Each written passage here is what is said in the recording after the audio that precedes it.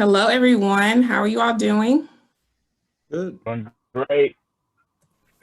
Excellent. Thank you guys so much for attending another Diversity in Aquatics webinar. This is just one of many that will be occurring throughout the year and hopefully into the long future. But this is the HBCU HSI Council's opportunity to do a webinar, and we are going to be talking about aquatic programs at HBCUs, the importance of HBCUs and aquatic programming in the past, present, and where we would like to see programming at aquatic programming at HBCUs go in the future. My name is Dr. Asherah Allen, and I am co-hosting with the co-chair, Dr. Nolan Rollins. And if he's in here, I don't see him. I'm here. Videos, but I'll let him introduce himself. Hello, everybody. Thanks for coming. As Dr. Allen said, I'm Dr. Nolan Rollins, and I'm so happy to be part of Diversity in Aquatics.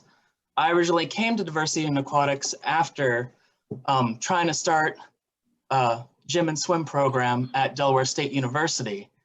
And when I asked about the pool usage, a colleague of mine actually chuckled. And he said, you won't have any conflicts here. And so I went to, my boss at the time was Dr. Erica Taylor. And some of you better know her as Erica Jackson. She is Jason Jackson's brother. And she said, if you really want to know about diversity in aquatics, you got to call Dr. Sean Anderson. And he was kind enough to invite me to my first convention. And that's how I got started.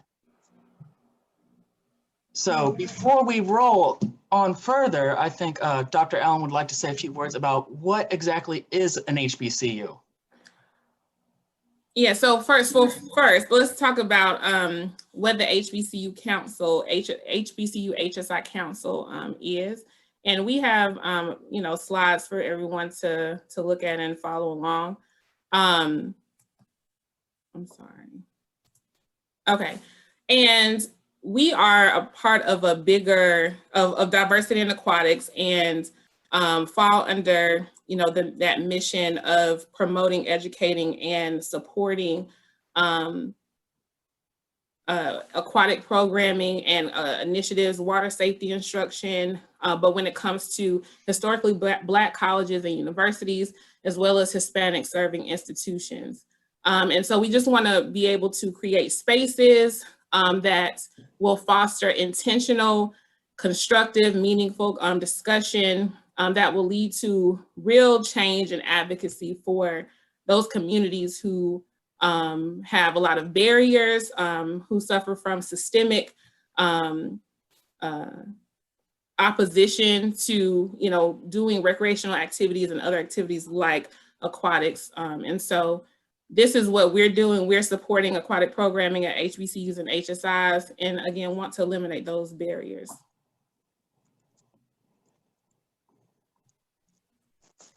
And so just to, again, highlight our overall organization, Diversity in Aquatics, the mission is to, again, educate, promote, and support swimming, water safety, and healthy aquatic activities. And we do a lot of work, robust and meaningful, intentional work, because this is very important in our efforts to help close these gaps and to create and to help create more individuals who are well-versed and skilled in swimming and other aquatic activities. And so I want to introduce our lovely panel, and we have several individuals on the panel who have various expertise and have decades of experience in aquatics. And so I will go through the list and then I'll let them introduce themselves. But we have Dr. Newton Jackson, Coach Nick Askew, Ms. Connie Harvey, myself and Dr. Nolan Rollins, and Ms. Gia Wright. Okay, and so I will just, if we can just go in order, and then you all can just tell us a little bit about yourselves really quickly, and we'll continue to move on through the presentation. Starting Dr. Jackson. Good afternoon. Lots of faces here, many I've seen, and have to give a quick shout out to the Tennessee State folks I just saw. I haven't seen that guy in a long time, but I'm from the nation's capital, and I've been involved in aquatics probably since the early 70s. I guess that dates me quite a bit. I had hair. I've been involved with instructional, recreational, competitive, policy, and of course, certain aquatic entities like the Red Cross for decades. So this is, of course, another entity that's grown out of a lot of those involvements, and I'm glad to see so many of us of various backgrounds and across the country are involved. And I'll be short with that. Thank you, Dr. Allen. Good evening. Oh, sorry. Yeah, Coach Nick asked you. Go ahead.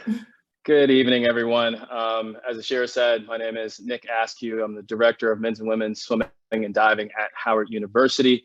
I was hoping that I was going to get a chance to go first, so I could be extremely brief, because I definitely don't want to have to follow after any of the panelists that are speaking today, and I definitely didn't want to have to go after Dr. Jackson, who is my former coach at Howard University, brought me into the world of HBCU and competitive swimming. So I thank him for that. Originally from North Carolina, came to Howard as a swimming recruit. So I'm all 4 years, and since then have continued to efforts in competitive swimming and all other aquatic programming, including water polo, learn to swim, pretty much you name it. That's what continue to try to be involved in, and helping others just be around the water. Awesome. Thank you so much.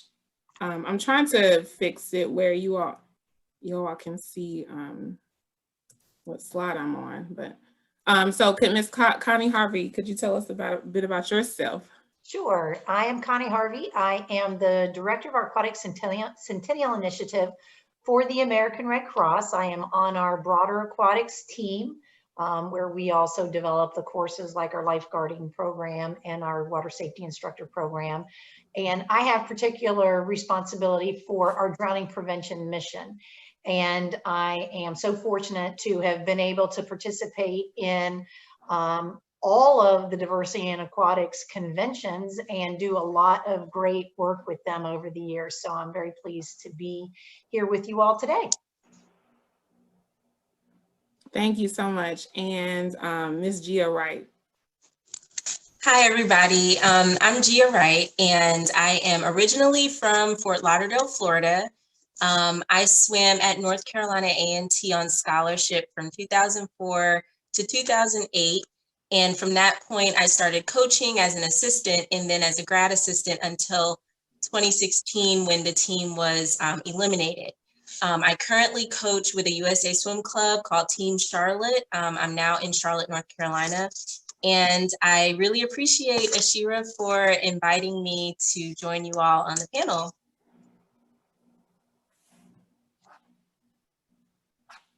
Oh, shoot.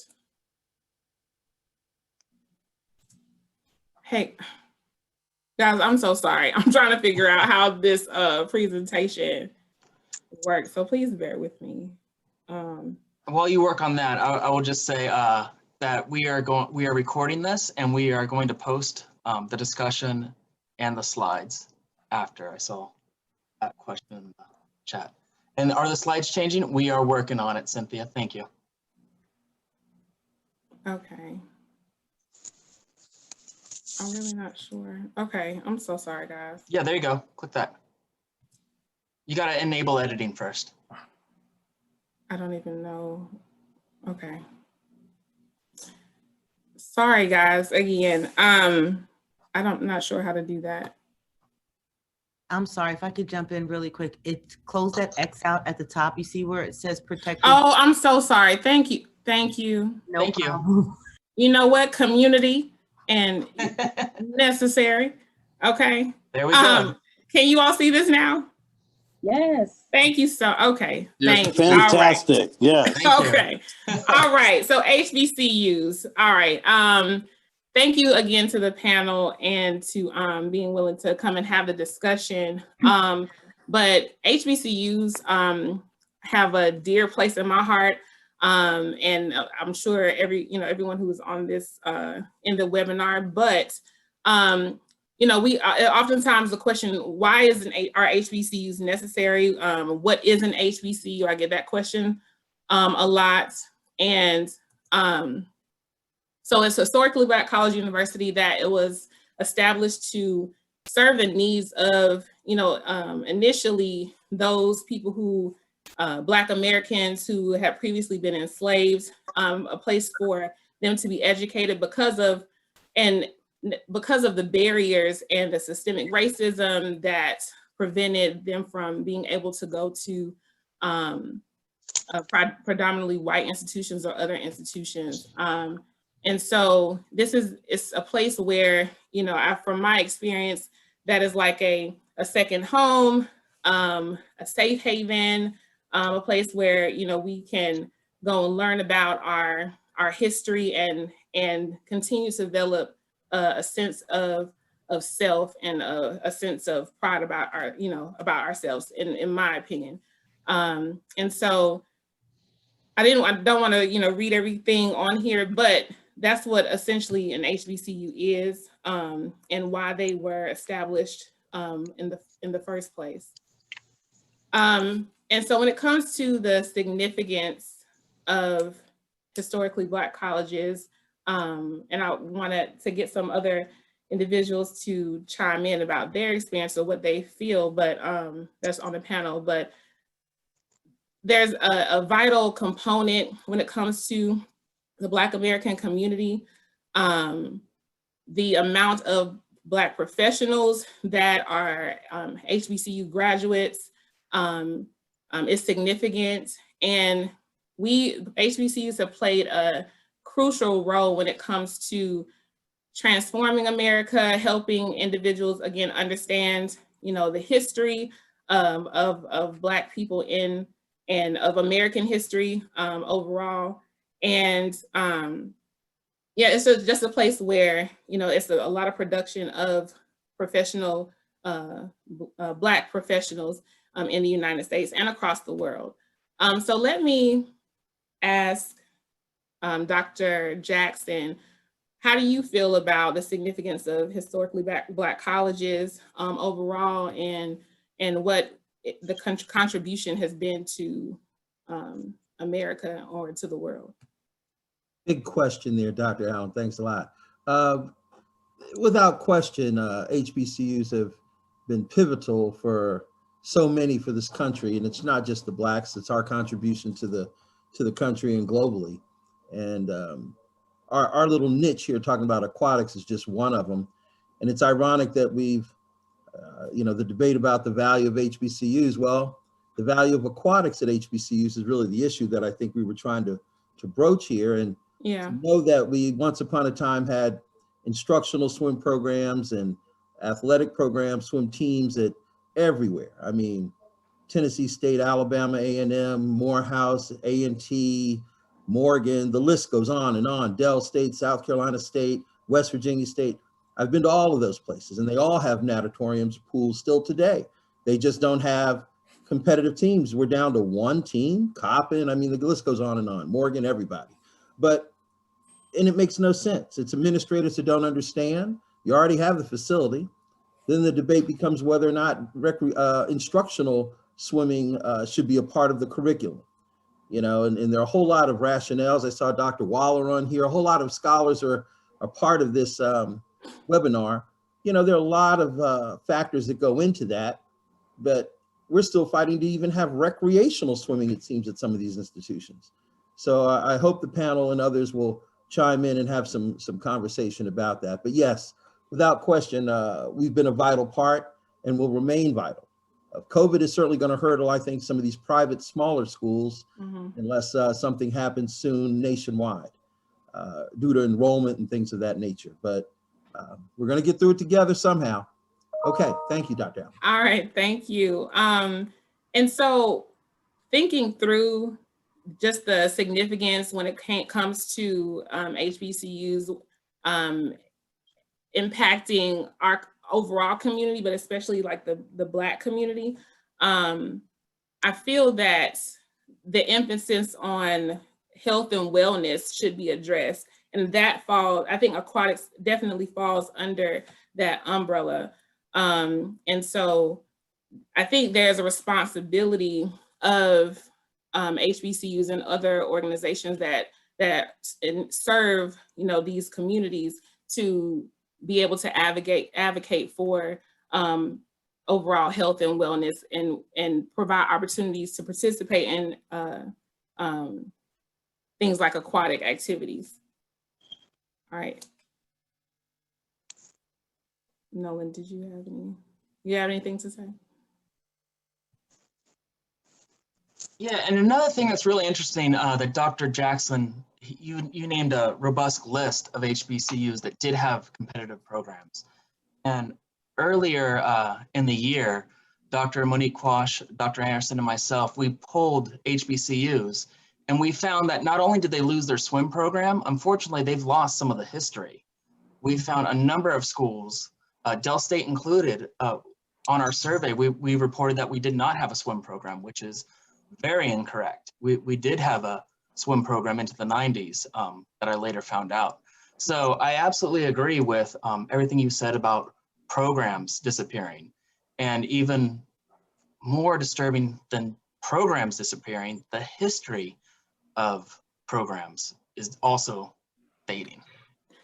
Yeah, so, and I definitely agree that the history, understanding our history, knowing where we've been, what we've accomplished, and how we can move forward is something I think that we definitely need to work on. And we'll talk about more research further down, you know, as we get into the webinar more. But so yeah, the history, what have we contributed and what are we still contributing? What is our potential contribution to our communities, and what does that entail? And so the importance of swimming at HBCUs, and I'm gonna refer to Dr. Jackson here and helping with the conversation, but how did aquatic programming begin at HBCUs? And we'll talk about and emphasize, you know, the value that it has to, again, not just the overall community, but specifically, you know, the Black community, because we focus on that community because, you know, we have the largest disparities when it comes to those who are not proficient at swimming and could benefit, you know, in my opinion, most from water safety instruction. And then how can we increase the sustainability of these programs? Dr. Jackson, could you speak to? I'll begin on that. There's certainly a breadth of superstars in this webinar here. Yes. Of course, seeing Coach Bradley and Bruce Bradford and others on here that I hope that actually have more seasoning than me. Okay. Programming we know for sure that we've been seeing HBCU swimming instruction and competitive swimming from the 20s and the 30s. We've found that out in a number of institutions, looking in their yearbooks and things like that. But, and I saw Cole Kid on here also. Kevin has done quite a bit of work on that. We don't have as much documentation in this particular area as we should. I would challenge all of us to try to find some data and let's share it together or send it to Diversity in Aquatics so we can build some actual database on where we started and what we've done. There are so many folks that you would not know were swimmers, whether they were competitive or instructional, in our historical society as a whole. I mean, from Togo West, former Secretary of the Army, you know, I mean, Clarence Pendleton was, you know, a legend in politics, but we certainly have a wealth of people that could help us build some of that data so we don't just kind of reach, and a whole lot of folks are like, who are you talking about? Public health, drowning prevention, all of that is critical. It's always been critical, But I think the instructional side is where we have started. People, blacks can't swim. Well, that's not true. And we all know that. But of course, how do we get the word out? We're still trying to get the word out. Isn't that crazy in 2020? But everything in 2020 is crazy, isn't it? Right. So, I'm going to try to share that, if you don't mind, Dr. Allen, with some of those others that I just mentioned, if they would jump in a little bit. I saw you, Coach Bradley and Bruce Bradford, just to name a few, Dr. Allen. Yeah, and so I'll open it up. I see Coach Tommy Jackson in here. Is there anyone who would like to, let's get like one person to talk about, maybe about the beginning of aquatic programming that has happened and occurred in the past, and why you believe it's necessary and a value to HBCUs and the rest of the community. Hey, actually, Dr. Allen, we had a question from our audience from Tess. And no, don't worry, I'm just gonna, Tess, go ahead and you can give your input. Tess Padamore? Okay. Padamore, yes. Not so much a question, but part of the reason that I was interested in this is because I have an interest in health literacy and specifically patient education. And as a way to address my own health issues, I got back in the pool and started doing aqua aerobics. But in starting this company, when I was doing the research, I found out that we have the highest drowning rate among all groups. And I also couldn't find a swim cap and found that hair was an issue. When I was in school, I wore my hair short, didn't matter. And I attended Drexel University in Philadelphia in the 70s. And swimming was a graduation requirement. That's no longer the case. So this is an issue throughout universities, not just Black colleges. So I really just wanted to make 2 points. One, for the last 3 or 4 years, I've been trying to work with schools of public health and finding schools that I could partner with and collaborate with, because I've been working on dealing with the hair issue, inventing a swim cap that can be used underwater and all that kind of stuff. But trying to address that issue from children to adults, because by the time we get to college, I mean, swimming should be part of our culture, is what I'm saying. And you have to start young so that it brings everyone in and people can understand that there are things we can do in aquatics that don't even require that you know how to swim. I mean, a lot of what I do, you don't have to know how to swim. But it brought me back to better health. I do know how to swim. But anyway, that was part of my reason. I knew about this group and I'm on the mailing list. And I was interested in this webinar because I would like to be part of this and try to partner with you guys in some way to do something to solve the problem. Awesome, thank you. And we'll talk about how to get connected and everything towards the end of the webinar. So yeah, we invite people, if you want to get involved, to make sure that you visit our website, join Diversity in Aquatics, and see, we're on social media and connect with us that way. We're going to be putting up a link to a Google form or survey, and we want to get some feedback from you all so we can know how we can best serve you, the community, and in meeting our mission, not as an overall organization, Diversity in Aquatics, but also as a council as well.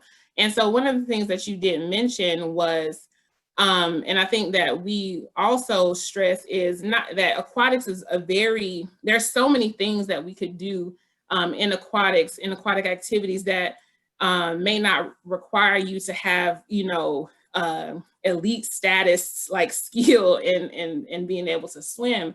But I think the opportunity to develop skills and have some self-efficacy and self-confidence when it comes to the water and other aquatic activities is important. And we always talk about within our council about how we can establish like an aquatic hub or a pipeline to where individuals can learn how to swim, they can get comfortable in the water, they can experience other aquatic activities like kayaking and scuba diving. It's a list. So the list is, you know, very long, and create career opportunities for individuals who may want to go into aquatics as a career. And so these are things that we constantly talk about, and that we would like to address. And if you want to get involved, we happily, you know, accept you into the family. So, Dr. I would just like to put one little point in that we were talking about how it began. I could say that when I was a student in the early 70s at Howard, there was a dean of the arts and sciences named Frank Snowden, an Omega, and he had gone to Harvard as an undergrad. And he was a classics professor and had been there nearly 50 years on the faculty and as administrator as the dean. And health, physical education, recreation fell under that particular college. He took swimming at Harvard and it was required. And so therefore he was the stalwart advocate for swimming when faculty would fight against it being part of the curriculum, the required curriculum. 9 out of 12 colleges at Howard required swimming for at least 4 decades that I'm aware of, maybe longer. But he was the stead force that said, look, if they do it at Harvard, then what would you think that we shouldn't do it at Howard? And of course, no one could have a comeback to that. Now he's deceased, so they're probably whittling away at that, like anything else. But it's the advocates that had it in their earlier education that I think helped our programs across the country perpetuate instructional swimming, certainly.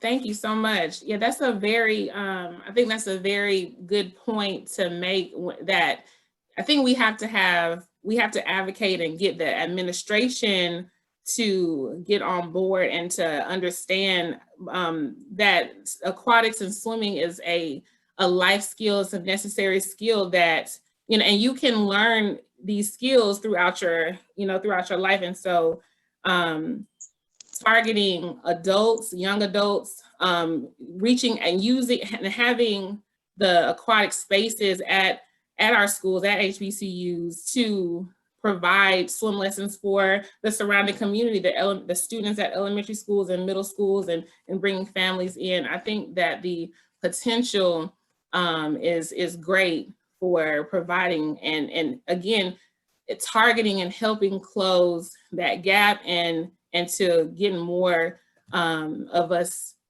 skilled when it comes to learning, to swimming.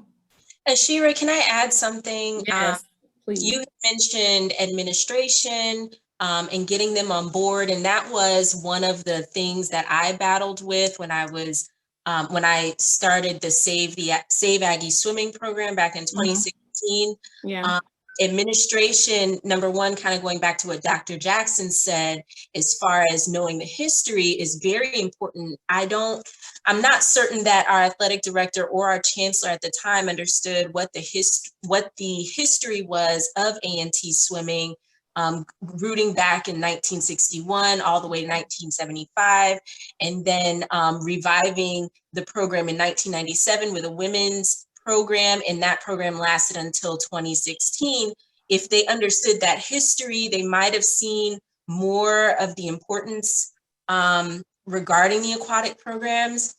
And in addition to that, because they didn't know that history, it was kind of like swimming is a pastime. It's just something that, that we had, but it's not anything that's vital.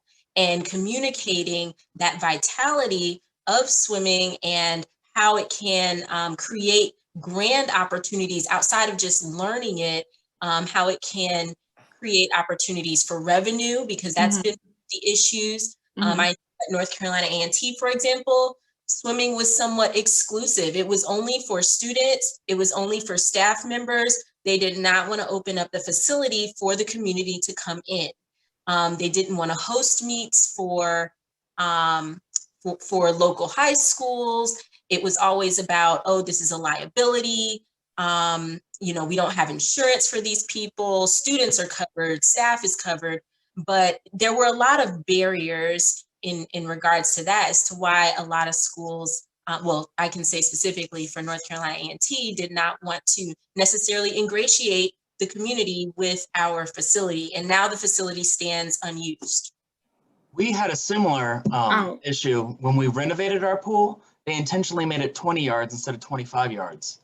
So there wouldn't be competitive swim teams coming in and using our pool for other reasons. They wanted to keep it for students. So, wow. And that's a big barrier to reestablishing a swim program when you don't have a pool at 25 yards. So I've experienced a little bit of the lack of history for sure. Yeah. So Coach Nick, I would like to ask you, you are the head coach of the only competitive swim team at an HBCU. And so what has, if you could tell us about, the support and how important that is, and, what do you think about? Yeah, Dr. Allen, thank you so much. I mean, there's so much to dissect within all of this, and it's hard. I don't want to continue to just flow on, but the biggest thing that I've continued to say is individuals who make the decisions have to understand the importance of aquatic programs, and they have to understand the importance that does for our community, for our Black and brown community, especially at HBCUs, who has a captured audience of individuals that fit into that demographic that are losing their lives through drowning. So I have continually tried to advocate and speak to whomever I can and hear my voice heard about educating that leadership. That leadership, those people who are making the decisions to, unfortunately, like at Del State, who makes a decision to make a pool not 25 yards, like a competitive link? Like who signed off on that? The same thing is ending programs, and there's a lot that goes into it, and there is no one size fits all answer. But I think if we can continue to pull our resources and we can show what the benefits are from a plethora of directions, I think we're going to be better suited to be in that conversation and to gain support from those who back that. I mean, I think it was Tess who mentioned being able to go into the pool for therapy purposes, not necessarily to learn how to swim. That's huge in our advanced age community who are dealing with hypertension, diabetes, et cetera. That's important to our community. And I think that people in leadership, when you start to tackle it from all those different directions, when you start talking about youth programs and keeping our youth off the street, one of the things we do at Howard is we partner with the elementary schools and we do mentoring, where even through COVID, we're on Zoom, and it's hilarious because the kids are all over the place. But being able to do mentoring and tutoring and accountability partners. I mean, we even had a session today with Jamal Hill, who's with the Swim Uphill. We had a virtual swim lesson. We literally put our faces in bowls, right? Blue bubbles, and went through the entire thing, and he did an awesome job. And again, if we bring all of those different things to the table, we have the resources that can be stacked there. It's going to be very difficult for anyone in leadership to have an argument against it. And the arguments of not having the insurance, well, let's get insurance because here are the benefits. The argument of, if Black people don't swim, well, I can show you some examples of where they do, right? And I can show you examples in all different areas. So that's been our approach at Howard, currently, is to really attack it from that dynamic, make sure that we have an answer or at least a rebuttal.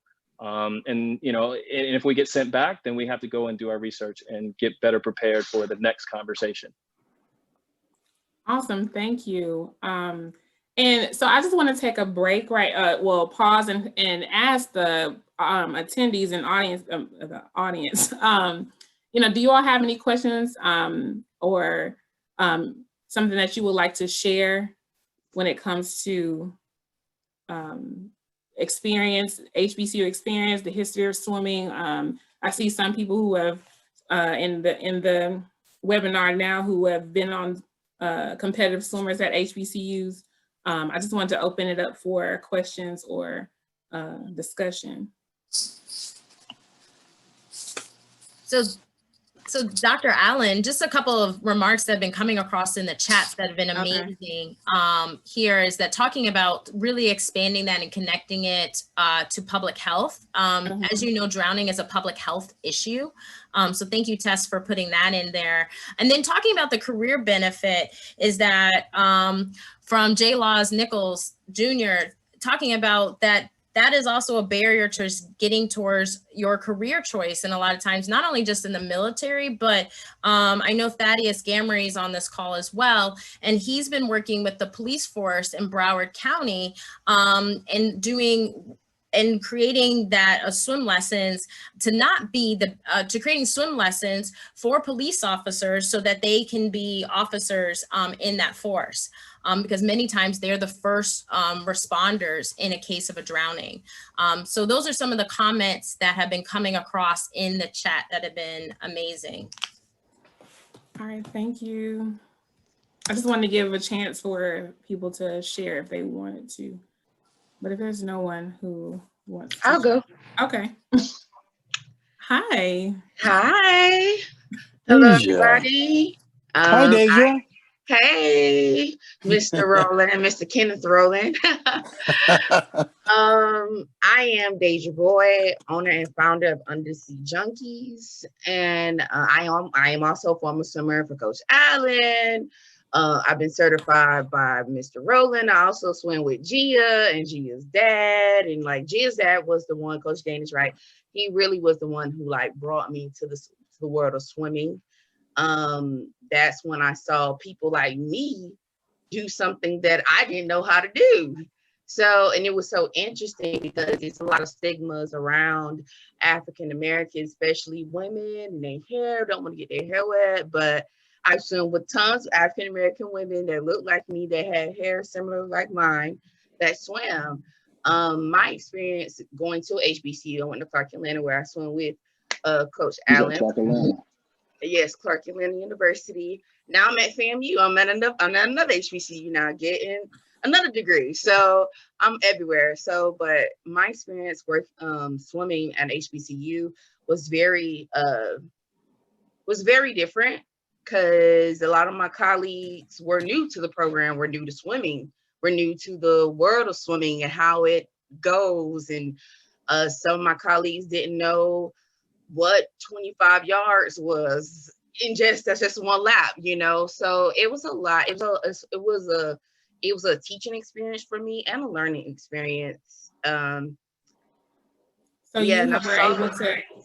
I'm sorry.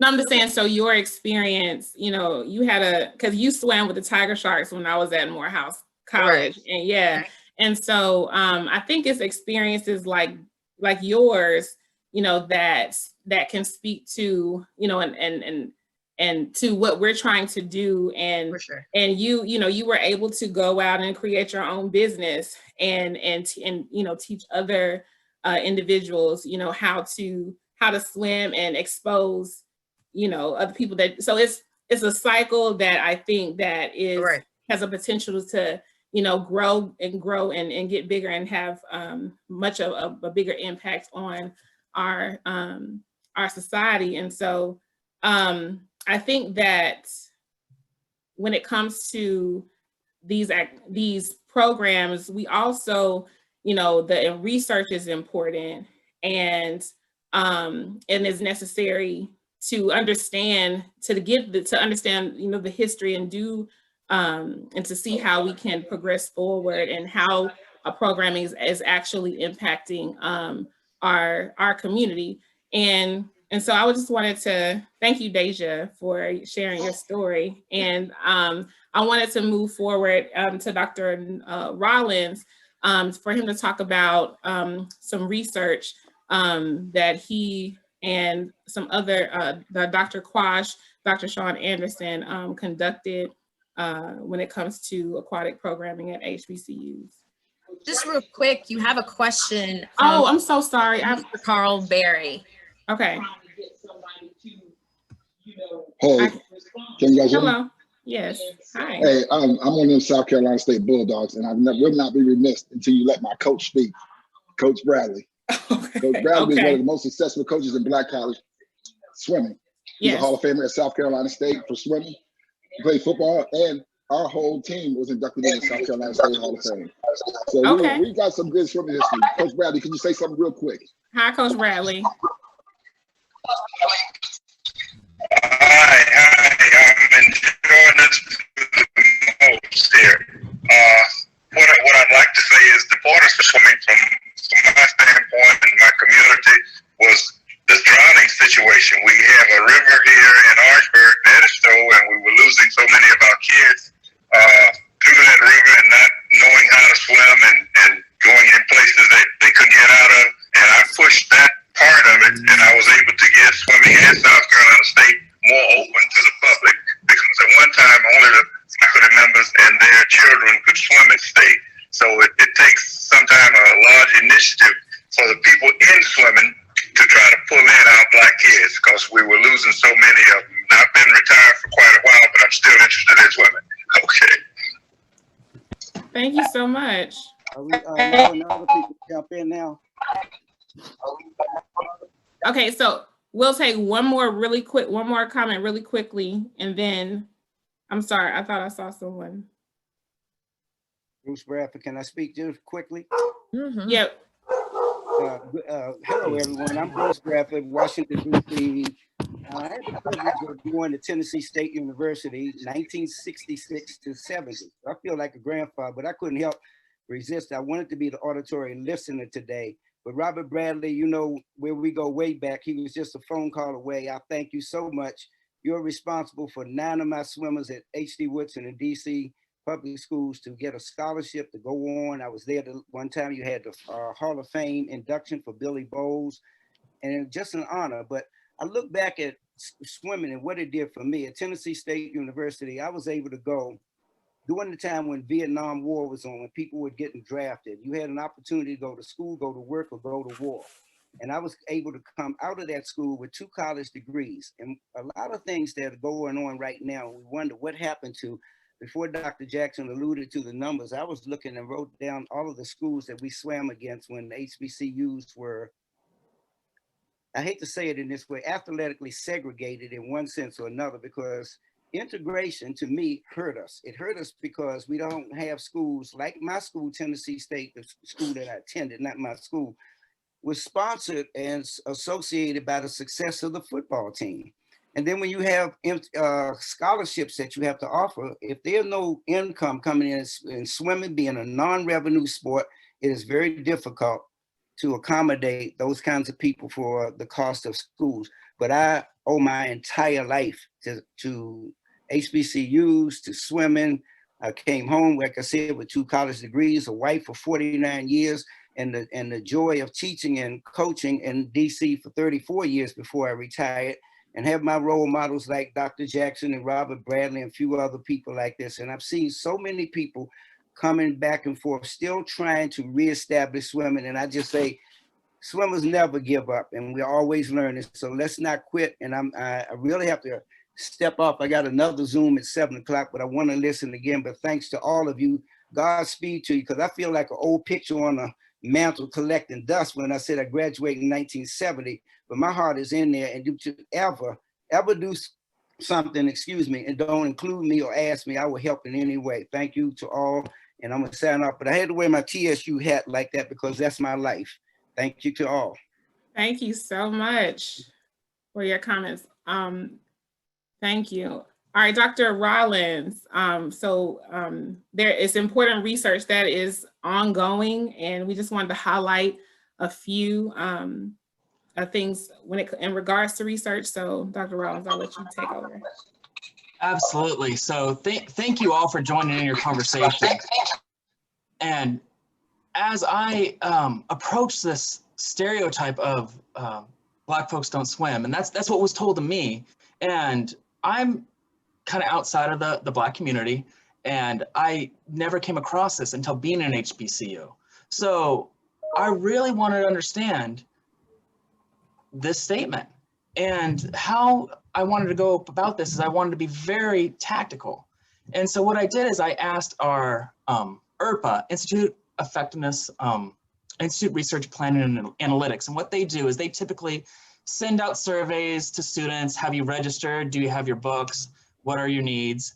And I talked to them and I asked them if they could send out a survey to our entire student body, asking them if they can swim and if they were water competent. So some of the things that IRPA provided, they had a standardized language that I had to use. They had standards for assessing race and ethnicity, and they gave me a timetable. They gave me 2 weeks to get in this data. But at the end, they also gave me access to every undergraduate student that was on campus.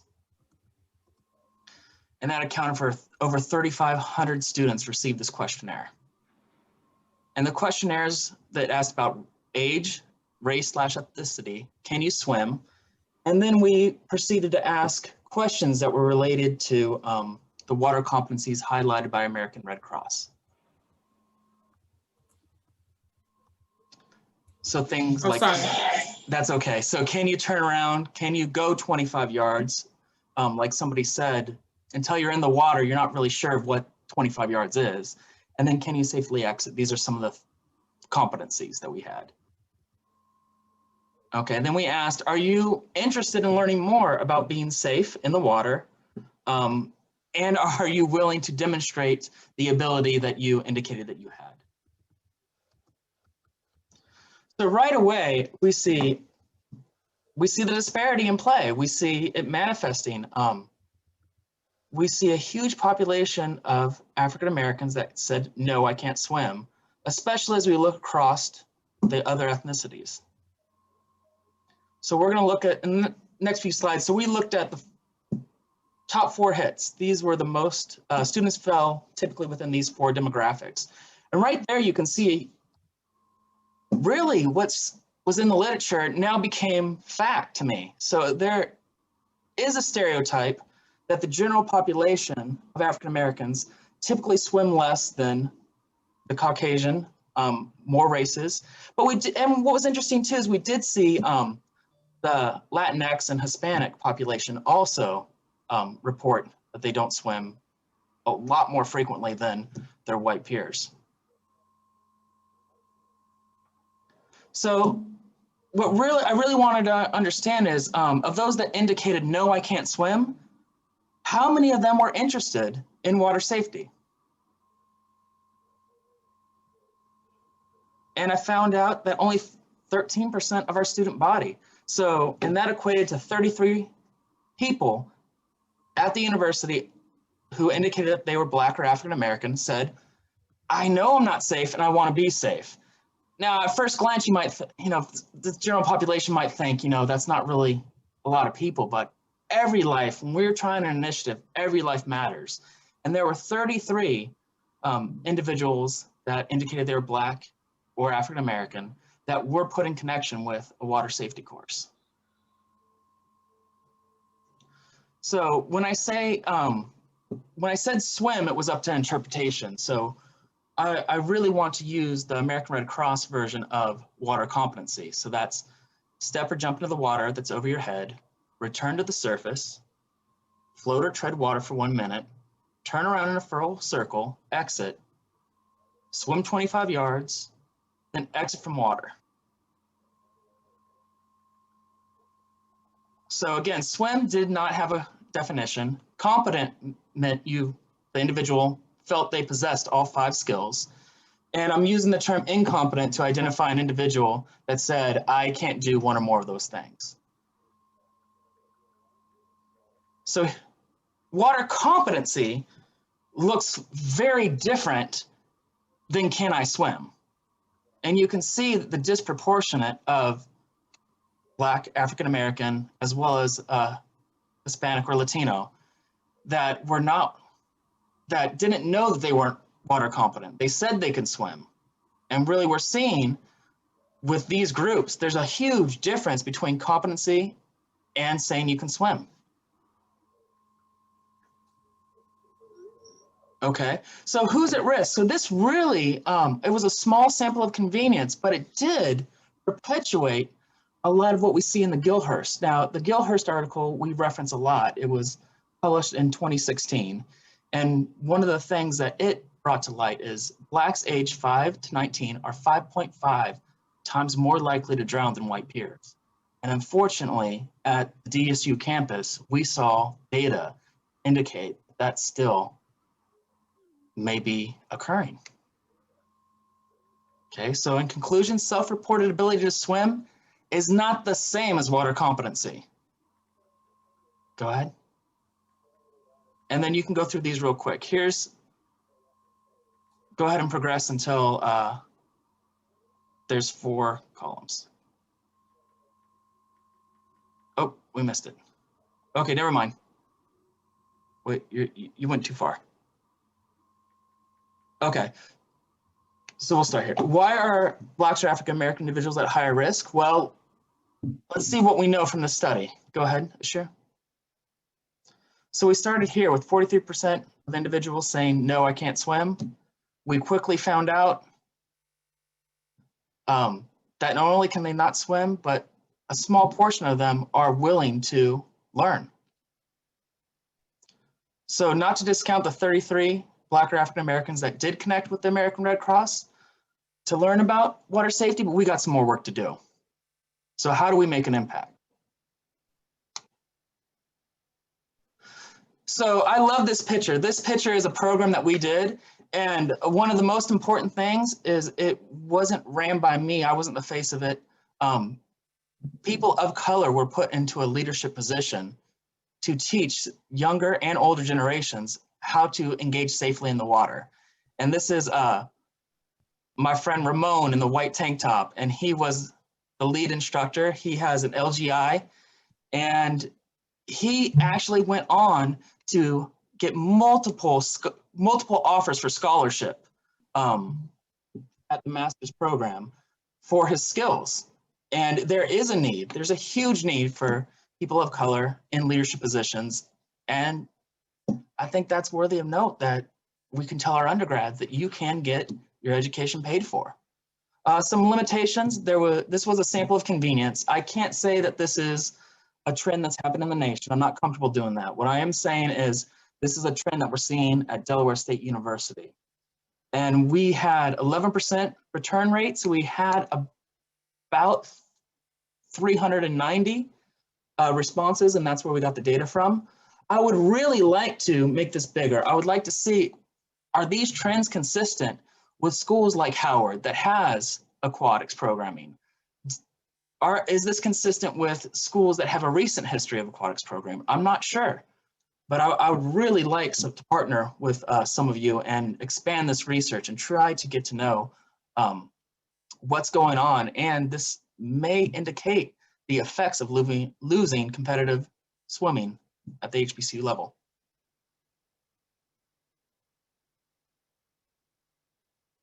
And so that being said, we're going to transition to discussing accessibility and opportunity. I'd like to make a All right. Hey, I'm sorry. Go ahead. Yes. The last section. When we talk about do you know how to swim, I think that people do interpret that very differently. I know as a child growing up, we were in the pool all the time. We never had formal swim lessons, but we were in the pool all the time. And so when someone said, well, do you know how to swim? Well, yeah. Then I got to Drexel and they said, okay, we'll take the test. And I swam all over that pool. She said, no, you had your eyes closed, you were all over the place. But I think also, so there's that issue that kids are in the pool. It's not that Black people avoid water. They're in the pool, but they don't know how to swim. And water safety is an issue. We've had drownings here in Rochester. Same example, kids in the pool that don't know how to swim, but participating in pool parties. The other issue I think with young people is teaching them, not making the swimming so insular, but making it part of how they learn about the environment around them. We lived up in Alaska, so I put my daughter in the pool at 6 months old because people went out on boats. So the kids need to know, if you live by a lake, you need to know how to swim.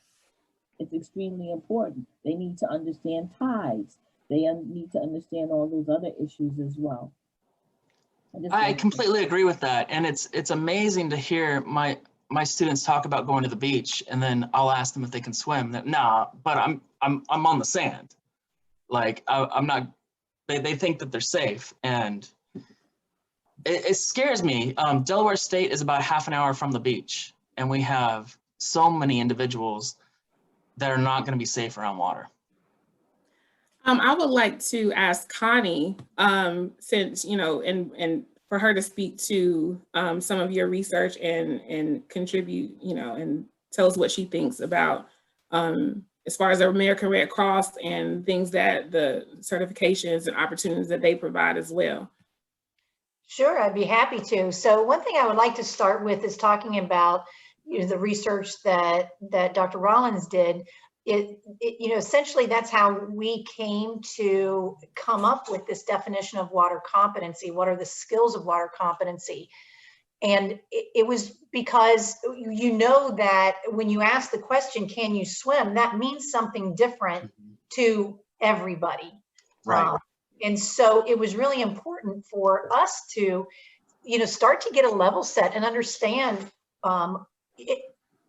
ourselves, what we thought the basic skills were that every single person should have, and then how we can drive toward that with our programming that we do. And it's become a very useful definition for many, whether we're talking about this is the set of skills that you should have to allow somebody to go on a field trip that's going to include water, or skills that you should have to be able to swim in the deep end or get the green band, that kind of thing. So water competency is definitely an evolving definition that has now been expanded to include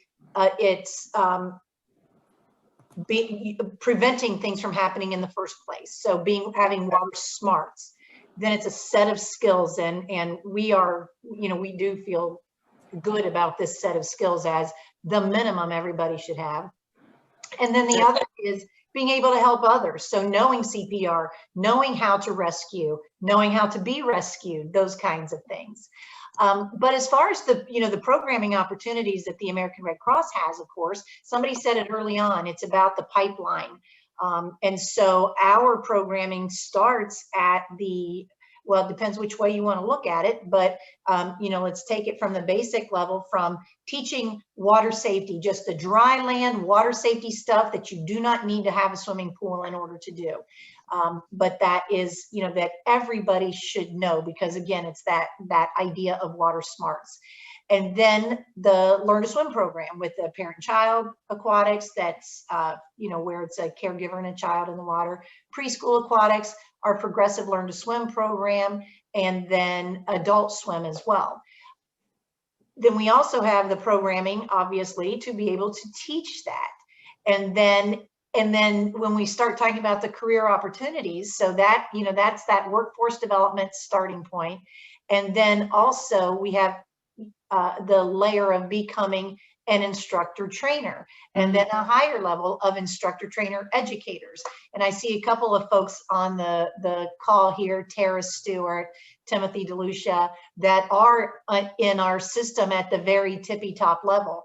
And then on the other side, we also do have on the lifeguarding side, similar, where you know, we have a junior lifeguarding program, which is a great way to introduce kids to the water and keep them engaged in the water. And the way that junior lifeguarding program is set up is you don't have to have strong swimming skills to enter. You have to have basic swimming skills. You have to meet that definition of water competency.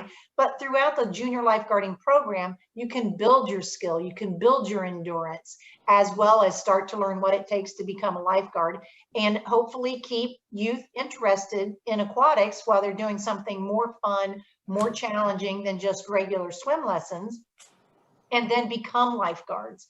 And then we have that similar system. Then you go up to become a lifeguarding instructor, a lifeguarding instructor trainer, a lifeguarding ITE. So it really is, and when I say ITE, that's instructor trainer educator. You know, it really is that pipeline that, you know, that opens up a world of opportunity once you have these basic skills to do so many more things. I would love to ask either Tara or Timothy to talk about their super cool program of lady lifesavers and guys who save lives. Sure. Hi, everyone. Thanks, Connie.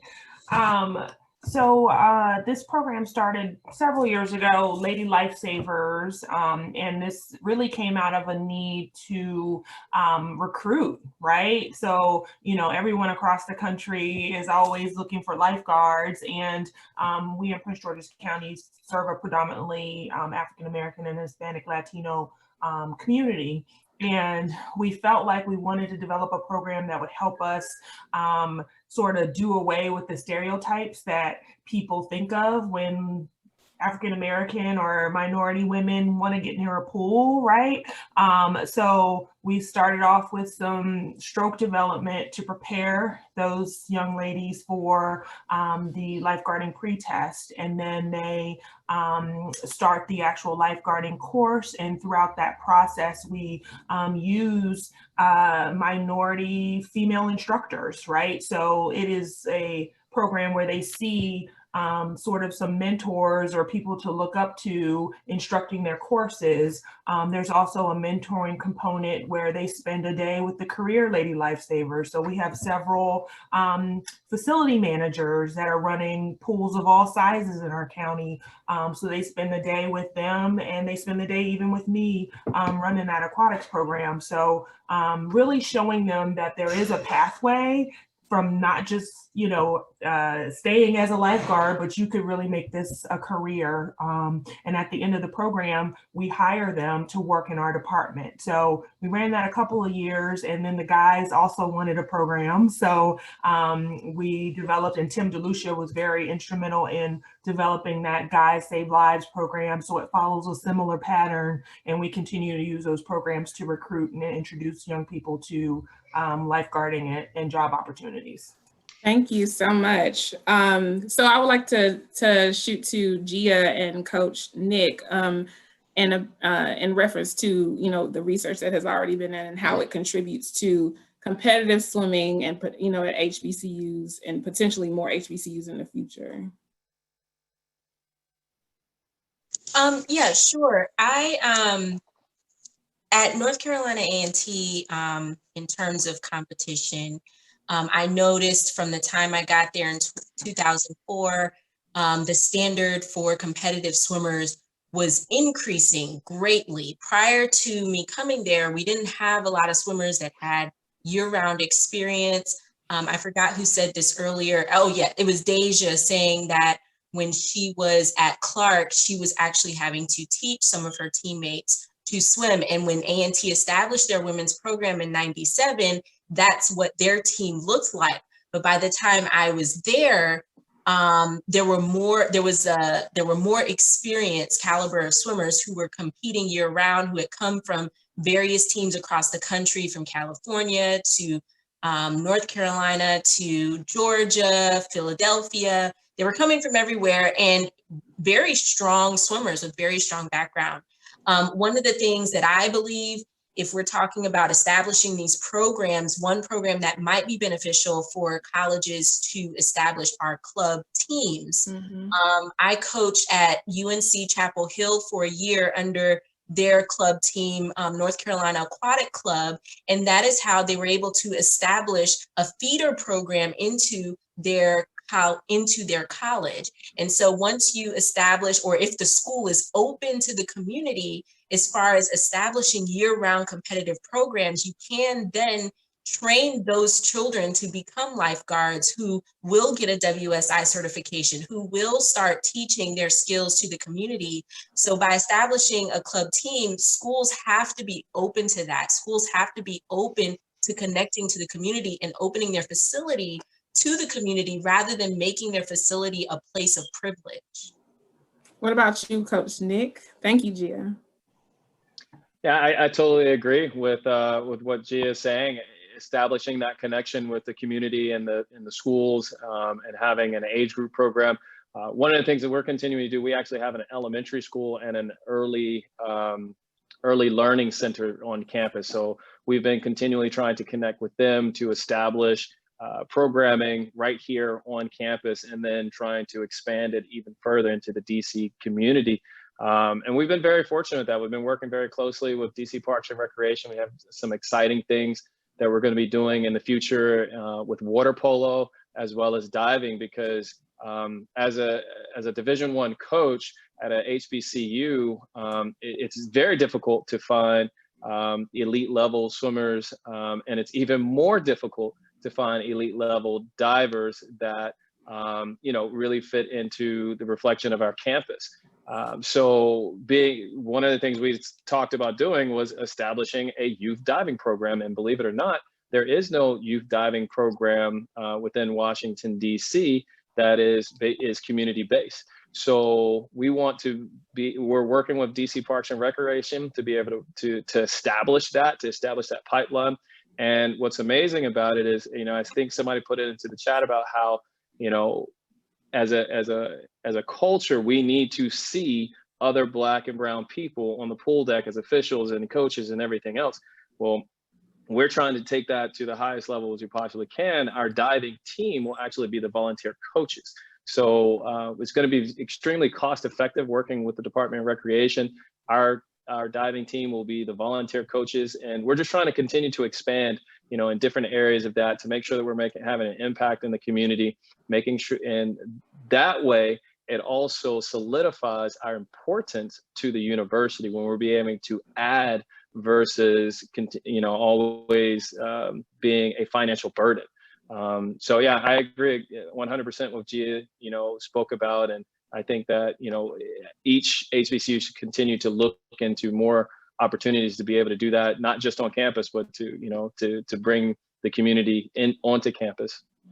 I have so with Deja and the Tiger Sharks at Morehouse, Spelman, Clark, and that was an amazing experience. I was the advisor when I was there, and then it's, when we talk about the club sports, I'm speaking to that, but I think that is such a great way to find out, on the campus and in the university's community and surrounding community about those people who are interested in aquatic activities, especially competitive. And it was funny when I got to North Carolina Central University and the pool finally got up and running. There were a number of students who were interested in, one, being lifeguards and teaching swim lessons, but also starting a aquatic a club team. And so I think that, again, I think the potential is great. And I'm gonna go to Nolan because, I think with that pipeline starting from establishing programs that address, young kids to older adults to, the whole span is important. And so I'll let Nolan speak to you. Yeah, and I want to add to what Coach Nick was saying about a pipeline, and definitely swim lessons feeds competitive programming.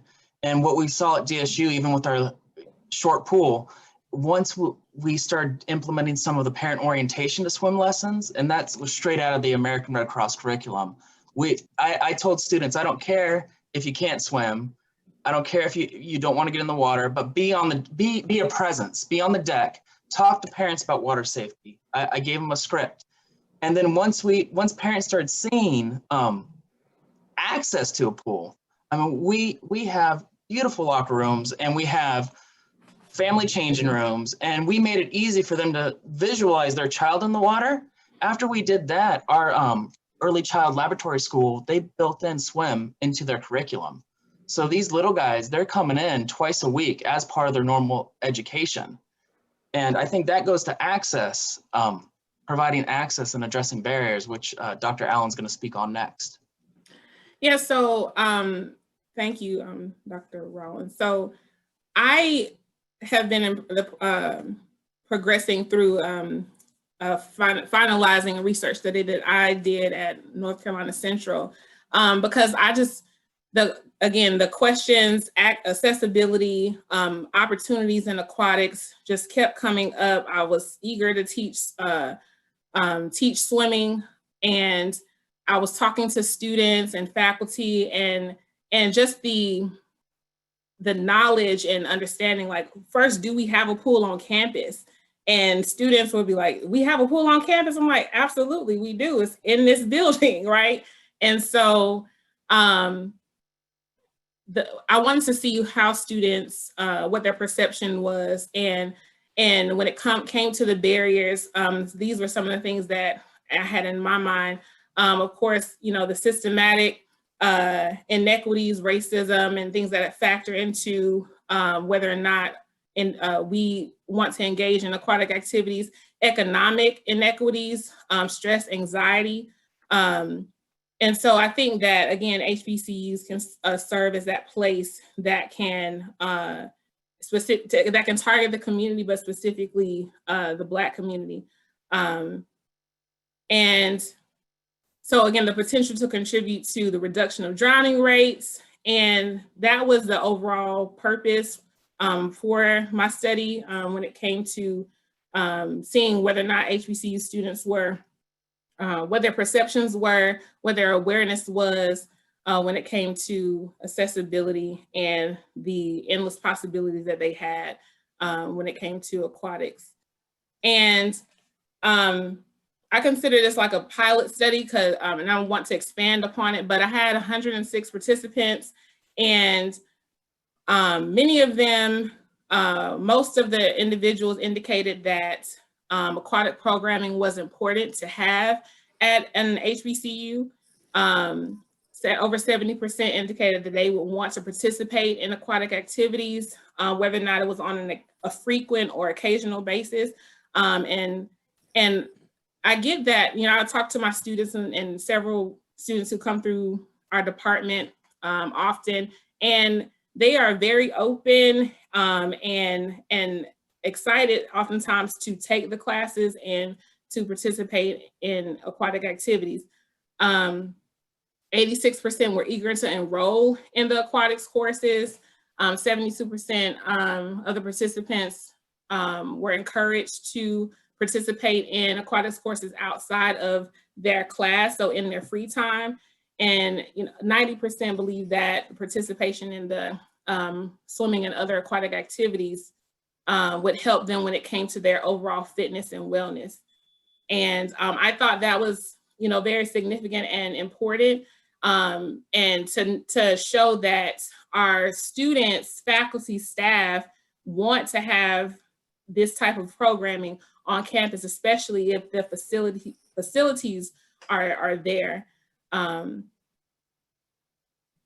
So with that accessibility, we talked about the Learn to Swim programs and the potential for that, recreational programming, and we talked about working with local institutions and how important that is.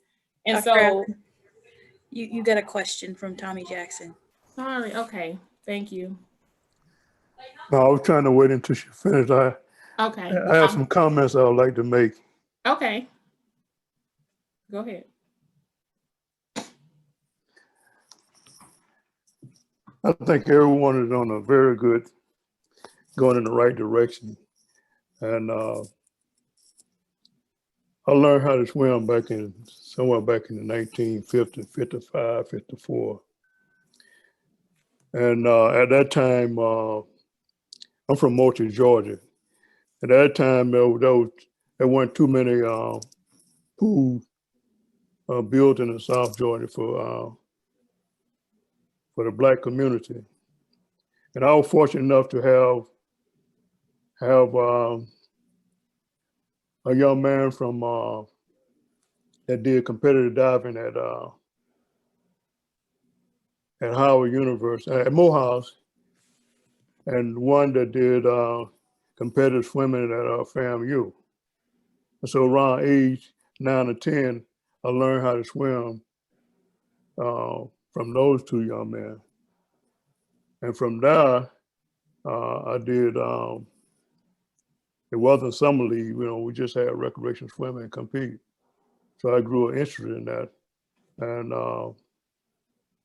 so sometime after that, I went into the armed service, and I kind of got away from swimming, started playing basketball. But after I got out of the armed service, I went to Albany State.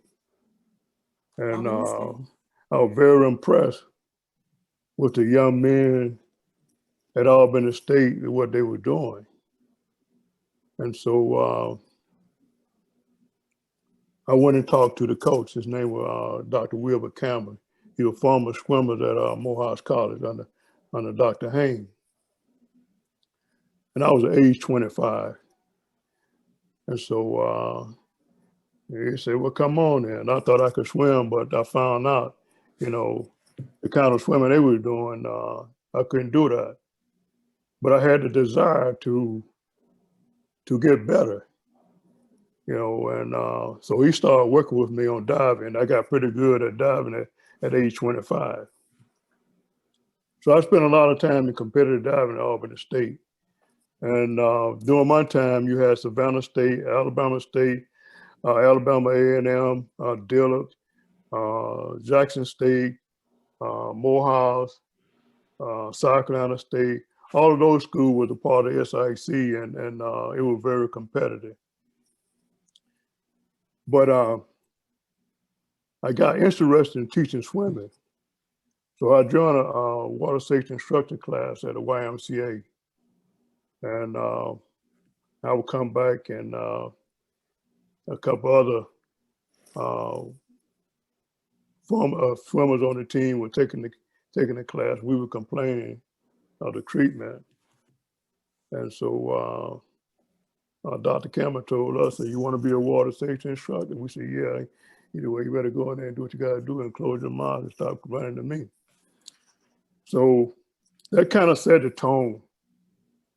And after I graduated from Albany State, fortunate enough to work at Fort Valley State, they needed an instructor, they needed a swimming instructor. And so I got a job at Fort Valley State. And I taught swimming year-round for 6 years. And I learned a whole lot. So I left Fort Valley and I came to Atlanta. And I wanted to get in diving. And I applied for a diving position at Georgia State. But I, thinking, I said, well, that ain't gonna come through. So I started coaching 8th grade basketball. And 8th grade basketball,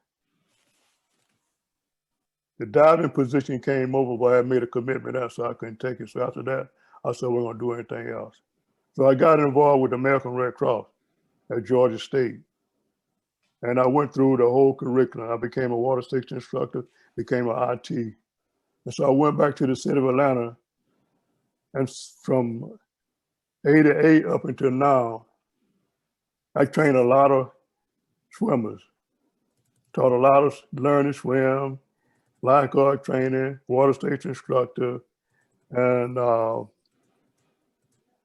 but then I kind of got away from that, not totally completely.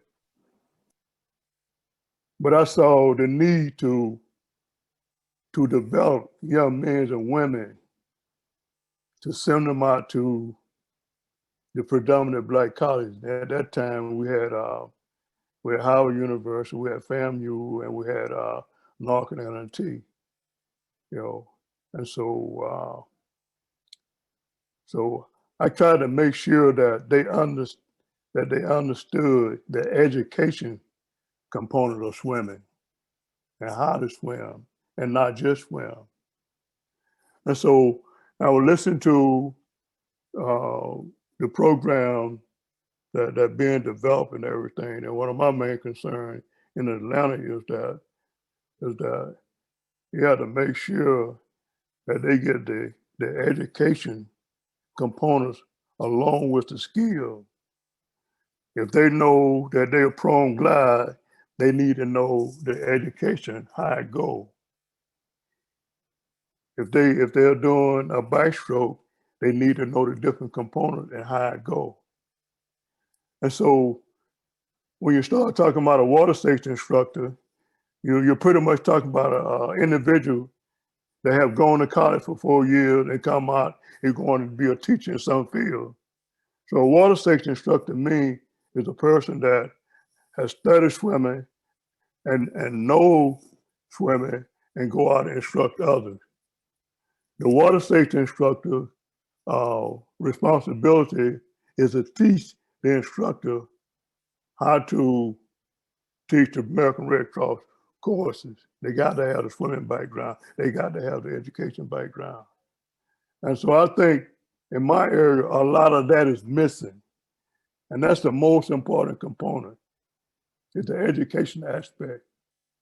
You know, you got people in swimming and you ask them, what are the basic fundamentals of swimming? And they know how to swim, but they can't tell you what the basic fundamentals. So you have to build on that. And that's what we try to do.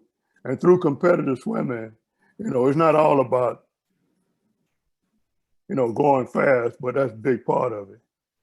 But it's all about is making sure that the individual develop the individual whole character and personality. And I try to make sure when they leave and go to an institution to swim, that they be conditioned enough to swim anything that coach wants them to swim.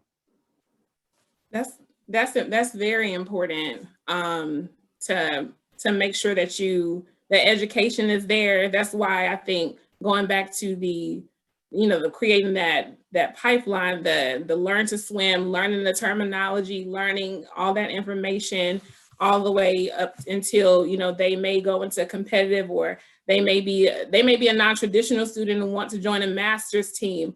And so I think, again, thank you so much for your comments and your and adding to the conversation, because yes, that is very important. The education, all of that is needed to, I think, make sure that we develop well-rounded individuals who are, who are skilled in swimming and are open to participate in other aquatic activities. And so are there any other questions in the chat before we move on? Okay.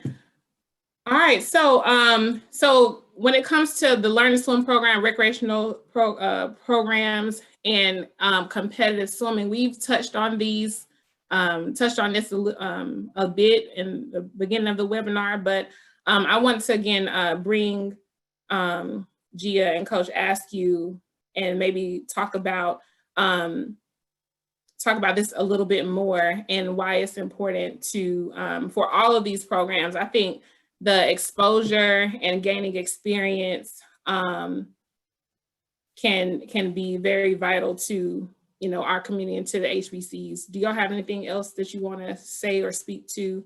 And I wanted to highlight also like the restoration of the competitive swim teams at HBCUs. I get a lot of questions about that myself. I didn't swim on the collegiate level. I really wanted to, but at the time I went to Albany State University too, go Rams. But unfortunately we didn't have a swim team. And I was literally going to, I was considering like transferring because I wanted to swim. And I had friends who were on A&T's team. I had friends who were on FAMU's team. And they were like, I don't know if our team is going to be here. So what do you all think about the restoration and how we can move forward with helping support those programs? I think one of the things that can help with that restoration is getting buy-in from the student body. So for example, when we petitioned to maintain the swim team at North Carolina A&T, there was a lot of student support, but the decision essentially had already been made. The athletic director had decided that's what he was going to do. He was going to eliminate the program. His basis for closing the program was because he said other schools in the MEAC, which is the MEAC conference that North Carolina A&T competed in, did not have swim teams. Therefore, there was no reason for us to maintain our program. And so if there is a buy-in from the student body and the students can say, this is something that we want to have, I feel that that would be more convincing than us just trying to say what all these benefits are. We had a full-on plan to show them all the benefits of swimming, everything from career, literally everything that we have just talked about in this conversation. And none of that was enough to convince them to keep the program. It really there has to be some buy-in from the student body and a demand from the student body to see the importance of it. And typically, just, through participation in SGA and things of that nature, if the students demand it, then the university does find a way to accommodate that in some way, shape, or form. So I would say there needs to be a greater relationship with the students that are currently at the school to kind of help reestablish programs. Awesome, thank you. Yeah, I mean, let me tell you, Gia, when the program was ended, that was a sad time. I remember that season, and I remember just shaking my head. I'll tell you what else I remember. I remember that last home meet. Well, it was A&T hosted, and we were there. And I remember how much student support that you guys had in your stands. And it was unbelievable, to the point where it literally, being on the other side of it, I was like, okay, this is just ridiculous, because it was like a basketball game. They were coming after us, as the opposing team, but it was all in love. It was all in that competitive spirit, and that environment I will never, ever forget. And I'm so looking forward to the day of when other HBCUs reestablish or bring their programs back. And you're 100% right. That student engagement and that student buy-in is so vital to it, to the point of one of the things that we've done at Howard. We're very fortunate. We have a very nice balcony at our pool, and it holds over 420 seats, to the point now where our normal dual meets, we can easily have 600 people coming to our dual meets, and that's a lot.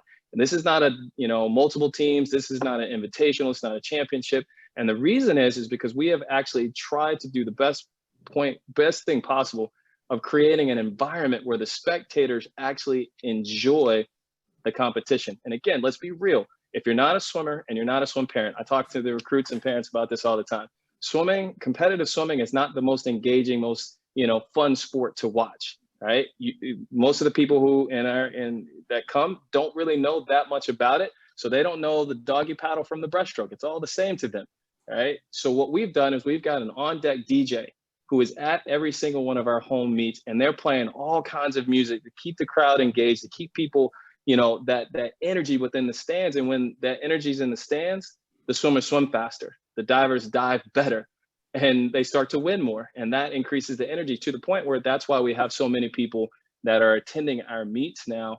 And I think in addition to that student, that buy-in from the students, you also have to start to engage the rest of the community. And you also have to start to get the leaders who are making decisions at your facility, at the home meets, at the programming. Because one of the things that I'm so grateful for is our university president, Dr. Frederick, he's come to our meets to the point where he's now started to drop in at practices, and he knows a lot of our student athletes. Our athletic director, our senior women's administrator, our provost, we've invited our members of the board of trustees to come to our meets to be honorary volunteer assistant coaches, where they come down, and it's so funny because they come down in suit and tie, and they come down to the pool deck, and I'm like, yeah, I forgot to mention, it's hot down here. And they have been engaged, and now they get even more of that buy-in to make sure that, again, if it ever comes a question of whether they need to continue the program or even any aquatic programming, they're going to have a second thought, because they're going to remember the environment that they were engaged in. And I encourage every program to continue to do that in every capacity, because even when we had our Learn to Swim programs, which we were super fortunate to team up with the USA Swimming Foundation, we had Olympian Maritza McClendon. Ritzy was amazing. And let me tell you, amazing to come in and talk to the kids. We invited the public. We had it there free. Again, we took the whole atmosphere. We had a DJ, we had face painting, we had food, we had balloons, anything you could name that would typically be kind of at a festival environment. We brought that to the pool to make it so much more engaging for people to enjoy that opportunity. And I think that's something that we all have to make sure that we do in our aquatic programming, no matter what it is. Because if people come and they show up and they're not interested, you know, they're not likely to come back, and they're not likely to give you a favorable, what is it? We always have to do the ratings, the star ratings. Everybody wants a rating now, right? And, you know, when I got food delivered, they're like, hey, how was your service today? Can you give me a 5-star rating? Sure. You know, can I go eat? All that. So we want to make sure that we can get a 5-star rating at all of the things that we do. And for us as a competitive swimming program, is the only competitive swimming program at an HBCU currently. We're very fortunate that Bluefield State is going to be coming on board in the oncoming years. That's huge. But the last thing I was going to say is that we also have to make sure that our advocates and our spaces are on board. It's amazing to have Connie Harvey as a representative of American Red Cross as an advocate in the water safety space. We also have an amazing advocate in Greg Earnhardt, who is the CEO of College Swimming and Diving Coaches Association of America. And it'd be great if he could also kind of speak, you know, to this notion, because what he and his organization is responsible for is supporting all collegiate swimming and diving programs. And I think I saw him actually on the call. Greg, if you're there, it'd be great if you have a couple things to say. Yeah, we could. Yeah. Yeah, thank you. Yeah, I am here, Nick. And I can attest to the value of the DJ. We stole that idea for our national invitational championships, and I mean, it's awesome. It makes for a fun environment. The coaches all complain, but the kids love it. And I'm like, well, as soon as you get some eligibility, coach, you can tell us to turn off the music. But it does create a better environment. You know, my job is to protect, preserve, and expand opportunities for intercollegiate swimmers and divers. And I do think, in addition to all the things that Nick just mentioned in terms of engaging your community, you know, you really do have to show value, and every one of our programs has to be able to provide value on their campus. And we've added something on the order of 120 teams here in the last decade. And the reason why we're able to add teams is because we have schools that are looking at swimming and they're like, this helps us with our recruitment efforts. This helps us academically. This helps us competitively, especially if they have a women's team. They're like, wait, if you tell me we add men, we can, we'll be even better on the women's side. And absolutely. And so you really have to know what the triggers are for an institution. What do they want to do? And if that's the case, then we can create an opportunity. We can build a pitch deck for them to say, this is why you want to have swimming.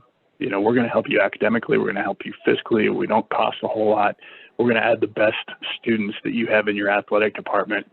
These are the people that you want to be putting in front of you. And that's why, to bring it back, tying in lessons is so great. You know, what better ambassador is there for a university than a swimmer or a diver? And when that swimmer or diver is interacting with a child in the community, suddenly you have a pretty powerful pull to make yourself valuable just beyond whatever points you score or how fast you swim. Because, as Nick said, nobody understands what it's like to score a swim meet. If we have to explain it, then we're not doing a good job. But when we connect on a personal level, when we connect on a dollars and cents level, we can really make an impact, and we do see growth.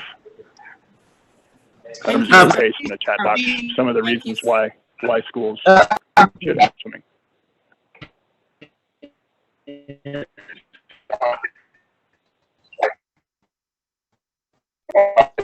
Dr. Allen, you're on mute.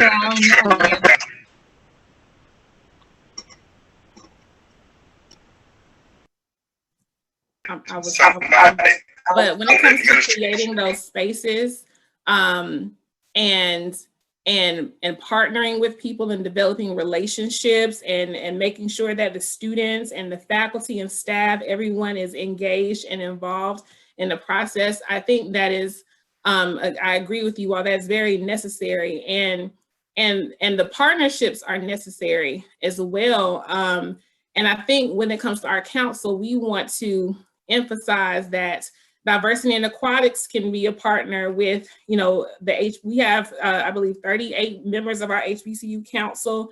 And so we want to eventually reach all HBCUs and HSIs and continue to continue to move the work forward. International Water Safety Foundation, American Red Cross, we're going to hear from Connie in just a second. about the Centennial campaign. And also there's a great opportunity with Dr. Sean Anderson at Norfolk State University and Delaware State and North Carolina Central, potentially when it comes to a partnership with the USA Swimming Foundation and getting the community involved, community swim teams and involved with in partnership with HBCUs and with USA Swimming and creating again, opportunity there for exposure to competitive swimming when it comes to students on campus. I know I'm in the Department of Kinesiology and Recreation Administration. Many of my students would benefit from having the opportunity to shadow and do research with USA Swimming coaches. And so a lot of these things are in the works and have already established or might be in their infancy, but you know, we are moving forward in maintaining and creating more partnerships. And so I want to go ahead and give it to Connie so she can talk about our partnership with American Red Cross and the Centennial campaign. Awesome. Thank you very much, Dr. Allen. So some of you probably are aware of our Aquatic Centennial campaign. And in fact, I did see Raheem Booth made a comment here. And we have been doing the Centennial campaign with him at Coppin State University. So if we go to the next slide, you know, the bottom line is that the goal of the campaign is to reduce the number of drownings, particularly in areas where the drowning rates are high or higher than the national average. Drowning rates or numbers of drowning. And our point is to teach people of all ages to become competent in the water, but also know how to prevent, recognize, and respond to emergencies. So you'll see that kind of all goes into that, our idea of what water competency is. So on the next slide, we talk about what the campaign goals are, and they are to teach kids and adults to swim in the areas where drowning is the biggest issue. And we want to do that we want to motivate people to come to the water to be competent and learn about water safety. A couple of things that I want to mention just based on some of the chat that I saw was Dr. Ramos made a comment about, you know, there needs to be some opportunity for the folks who may have not had the opportunity to learn to swim when they were young. At the, you know, what a lot of people think of the typical age of learning to swim, like that 3 to 6 year old time frame. You know, it might be that it's much later. And as Tara talked about with their program, is that when they're making these, there's special programs available like Guys That Save Lives and Lady Lifesavers, that they start with building, you know, providing those learn to swim opportunities. Their program is part of the Centennial campaign as well. And so I'll talk a little bit more about really what that means, but making sure that you make it so that you start with people from where they are and remember to get those that may have missed out on that opportunity for formal swim lessons, but don't count them out. They can be great employees. They can be great ambassadors in whatever walk of life that they might choose to do. And oh, by the way, of course, it opens up that world of opportunity now knowing how to swim. Another thing that I really enjoyed was seeing Laura Garner talking about some of the creative programming that they do, that it's not just sticking straight to the learn to swim, but instead they need to learn how to swim to be able to do these things like the water ballet classes, but it could be really cool for them to be able to, you know, that might motivate somebody else for this other cool programming to say, okay, all right, they're basics I need to learn, and they're getting water competent, but they're doing it for a different end result because they want to do something else. And that's cool. We need to think about what the motivation might be and really speak to that. So I'm going to, on the next slide, talk about what we mean by this ecosystem of water safety. So that is swimming lessons until minimum water competency, and that's for children and adults. And we really start thinking about that adult programming at about the 12, 13, 14-year-old, where they, you do not want those older kids in with the little kids. They feel uncomfortable by doing that. But it's not just limited to the little ones here. We want to get those adults. This includes parents and caregivers as well. But then we also want to, whenever we go with our Centennial campaign, we're asking people to do more. We want to expand what's happening. Sometimes it's starting new programming, but sometimes it's also expanding what is going on. So we know if you're expanding, we need to develop more lifeguards and swim instructors. And our big desire is that they're from within the community. So again, thinking back to what Tara was talking about, is those instructors are African Americans. And so they have their role models and say, you know what, they're doing it, I can do it. And we want to see that at all, throughout the programming, so that it becomes, that we don't have those pools that are sitting there empty. Now this becomes something that becomes part of the community and something that people want to get to. Water safety education is an absolute foundation of what we do. So it's integrated into the swim lessons, but we also want to see water safety opportunities at all levels. So definitely for parents and caregivers, but also in the community outreach. So, working together with your schools, so getting people to become water safety ambassadors so that they can then go out and teach dry land water safety.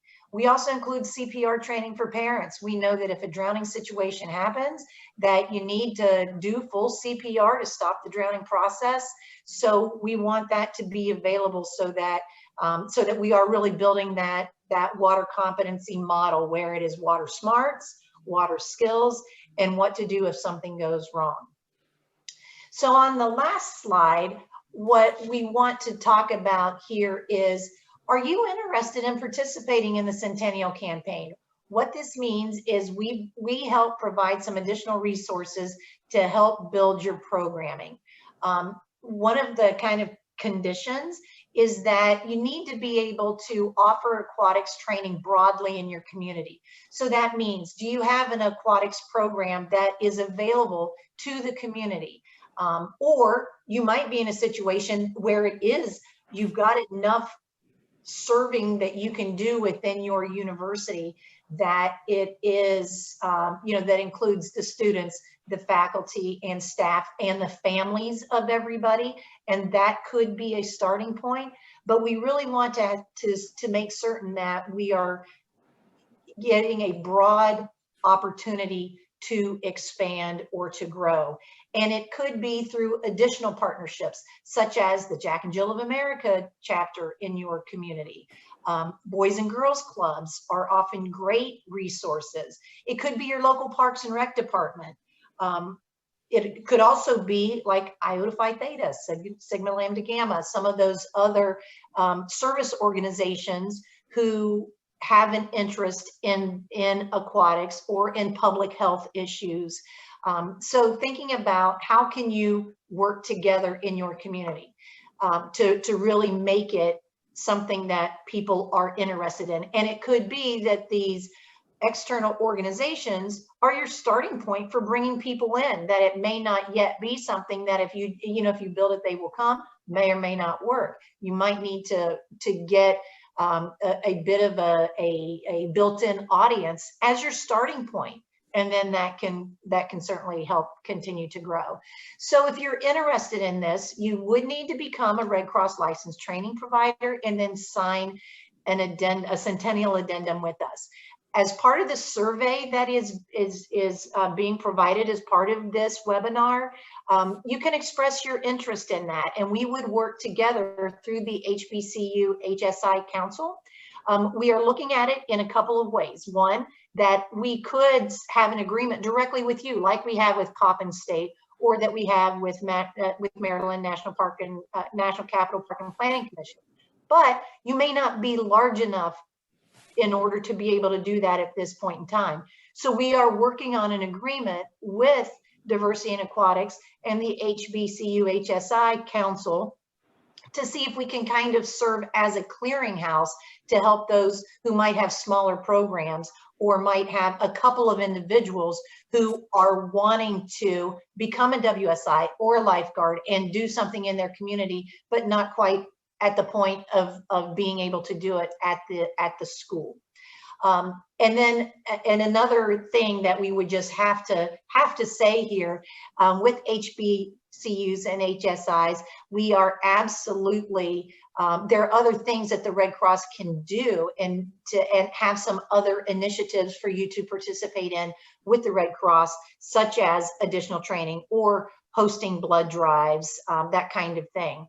So we're very interested in hearing your feedback from this survey, and we'll continue the conversation. Thank you so much, Connie. We appreciate it. And we have on our board Mr. Ken Roland, who has decades of experience with the Red Cross, and so I wanted to see if he would speak to the Centennial campaign and our partnership as well.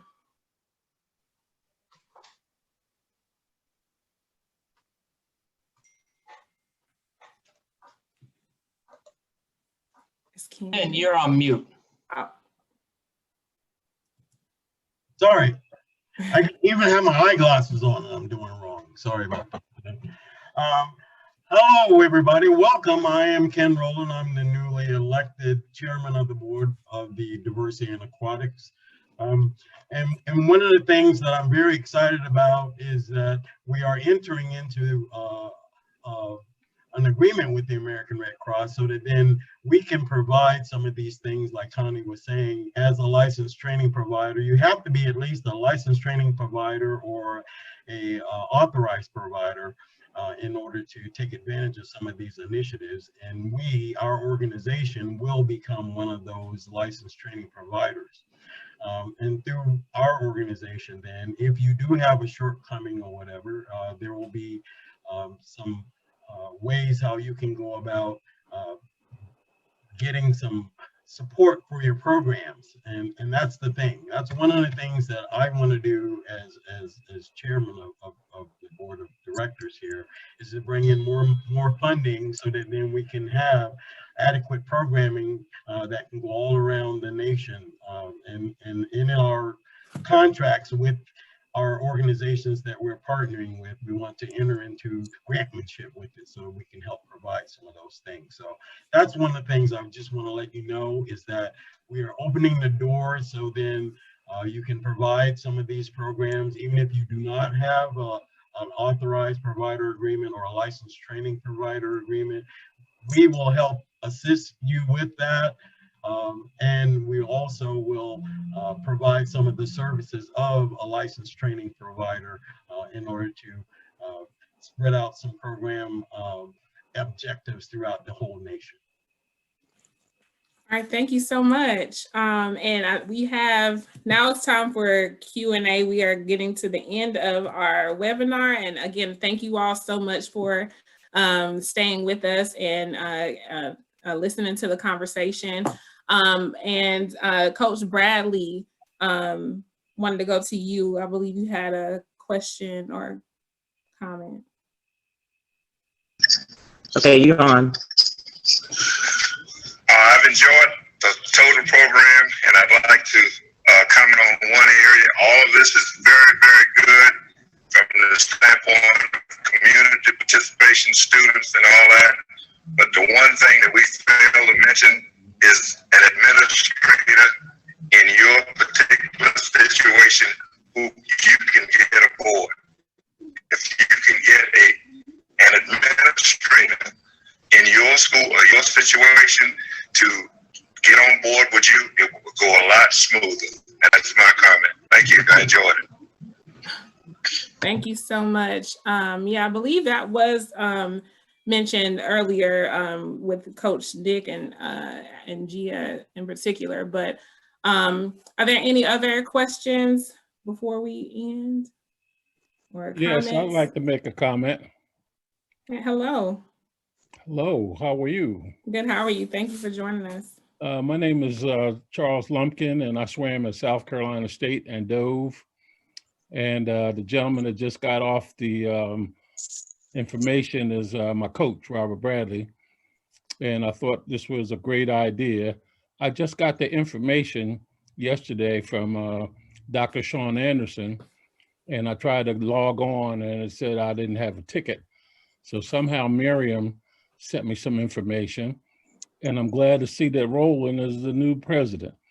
A lot of people, I don't have time to say hello to everybody, but I saw you on this Zoom meeting. I'm not real good at it, but I wish you the best of luck, and God bless everybody. Thank you so much. Thank you, Charlie. Yes, for those that don't know, Charlie Lumpkin was one of our first HBCU council HSIs and really started the developmental of it. So thank you, Charlie, for being on here. Phenomenal diver in history there as we go along. So you're quite welcome. Yeah, it was great. We had actually we had every individual that once held the chair position was on this call, and that was just such a fantastic opportunity. So I'd like to thank Charlie Lumpkin, Sean Anderson, Raheem Booth, and Dr. Allen for the lineage. Awesome. That's awesome. You know, I think, yeah, that the community and reaching back and forth and, you know, us getting some advice from, you know, people who have done in the past is, you know, I think it's going to all help us move forward. And so if there aren't any more questions, I just wanted to put up, you know, how you all could contact us and get involved if you're interested in being a part of, if you're interested in being a part of the HBCU Council or any of our other councils in diversity and aquatics, just reach out to us. You can go to diversityandaquatics.org, and our emails are up here. Nolan and I are co-chairs of this council, but again, there are many other councils as well and ways for you to get involved. Are there any other last minute comments or thoughts from anyone? You went on mute. I thought you guys did a great job this evening. Thank you for allowing us to come back and live some of our glory years. South Carolina State had a great team. I'm a big South Carolina State supporter, and I want to see us get back to that prominence. We left on top. We won 3 Black National Senior Championships in a row when we lost our program to Title IX. Oh, wow. We were good. Thank you for being here and sharing your experience. Thank you so much. Dr.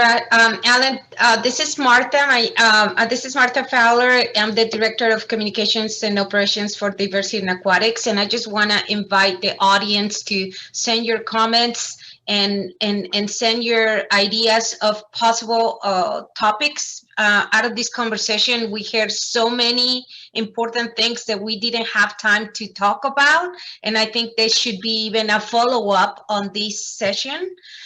Because there are important topics that we need to create this dialogue, this open space, and invite more people and how we can come together to create a real impact out there in our colleges, in our universities, but also in our communities.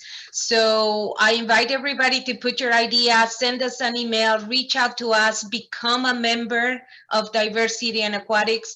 Reach out to Dr. Allen. She is the lead chair consult for this consult. So it's important to hear from you. So join us.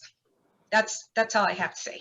All right, thank you. And the last couple of minutes from the panel, are there any last minute or last thoughts?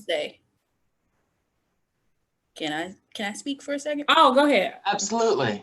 I wanted to promote the activity book Diversity in Aquatics has put out there. So this is an activity book that will show more people of color. Every time I Googled swimming and coloring books or coloring images or whatever, it was always, unfortunately, Caucasian people in the pool. Like, let's see a kid with an afro or some braids or cornrows in their hair while they're swimming. So this activity book is to help get kids engaged into thinking about aquatics as a sport. You can purchase it on Amazon.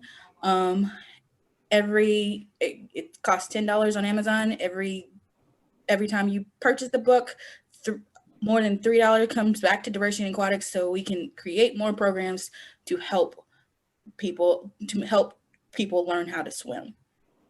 Outstanding. Thank you, Tasha. And also, we don't want to forget our the social justice tread that is going on it started in September and will last all the way until December. So if you are interested in getting a few people together and create a team and participate in the social justice treadathon, it's not too late to do that. And the information to contact Dr. Quash, Tiffany Quash is leading this effort. And so this is also important because, all the social justice issues that are happening, we just want to bring awareness to that. And so that's another thing that we have going on. And we have another webinar coming up in November. So it's a lot of things and not enough time, but thank you all for. Can I make one other comment? Sure. This is a commercial. Okay. On Mondays at 10 p.m. there's a program called Enslaved with Samuel Jackson. And a lot of the people that's involved in it is with the National Association of Black Scuba Divers and the Diving with a Purpose program. And a lot of people in that program were former swimmers. But that's on Monday at 10 p.m. on Epics. And make sure you have a box of tissues with it because it'll touch your heart. Okay. I'm so glad that you brought that up. Actually, I don't know if he's still on, as our Scuba Council lead has been reaching out. They're looking to do their webinar and inviting, they have a connection to some of the people who have been doing that as well. So if you're interested in, absolutely, please, what I've heard about on the podcast and about it, amazing. So tune in Monday, hearing that history, being a part of making that connection, that deeper connection is so very important. So thank you for bringing that up and making sure people are aware of that too, as well. Hey, Miriam. Yeah, this is Anesti Vega. I'm the Scuba Council Chair, and I'm good friends with Alana Velicott, who worked on the show Enslaved. And as well as friends with Tara Roberts, who did a National Geographic documentary on the work that Diving with a Purpose is doing in correlation with NABS, National Association of Black Scuba Divers. And we'll be looking to put that seminar together possibly in November, maybe December. We're working out the scheduling right now and what slots are available, but that's definitely going to be a topic we're going to bring to Diversity in Aquatics around the great work that they're doing, finding and documenting slave ships out in the Atlantic Ocean. Absolutely. So I as closing remarks, I do want to thank each of our panelists who have been here, who have been very important to the movement that we are doing for HBCUs and making that connection. One of the biggest things that, as Asherah and Nolan have highlighted, is that we have, I think, over 20 HBCUs that are part of the HBCU Council. And as they indicated, the work is enormous. There are so many different places and avenues that need to be addressed. And then I've heard about getting administrators, getting Learn to Swim, as getting the partnerships through Connie and the American Red Cross Centennial program. That's a lot of work, but we need your help. We need your input into that process to make it into what we see as the future and bringing aquatics as the center hub at HBCUs for communities. We have a lot of great examples. Gia gave a great examples of what potentials are in North Carolina A&T. Nick Coach Askew, of what he's doing at Howard University, what Dr. Nolan Rollins and also Dr. Asherah Allen are doing in their spaces. I do want to say a big thank you to our board members who are also a part of this call. I'd like to say thank you to Maritza McClendon, Olympian, who is here with us today as a part of our board. Thank you for attending. Thank you for being a part of this. Amazing work of what she's done. She's been in partnership with Howard University in making sure that we bring a positive experience for aquatics. I also like to say thank you to Tara Eggleston. She's also a board member as part of Diversity in Aquatics. So and all the work that she's doing, a part of Prince George's county and the expansion and what all the different programs. And then I also want to say thank you to Lieutenant Ken. And so thank you, Ken Roland, who's also on the call as part of our board. None of this could happen without a lot of work in the background. So again, if you are interested in being involved with us, we need your help to make sure that we reach that next part.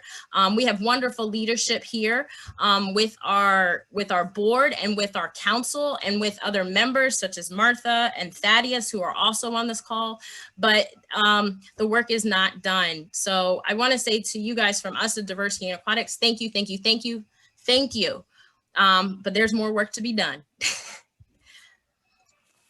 Thank you, Miriam. Thank you. And we hope you all have a great, please stay safe and, you know, healthy and everything as much as possible. And we look forward to seeing you all hopefully in the next webinar. All right. Y'all have a great night. Okay. You too. Dr. Allen, Yes. the session was very informative. And I was doing like 5 different things at the same time. And I'm literally on a conference for direct therapy, population inclusion conference right now for Asherah. Okay. Well, thank you, Dr. Bailey. He's my coworker from Centennial. Oh, okay. Yes. All right. Y'all have a great evening, guys. Thank you, everybody. Thank you to all the panelists. Thank you, everybody. Good night. Thank you. Good night.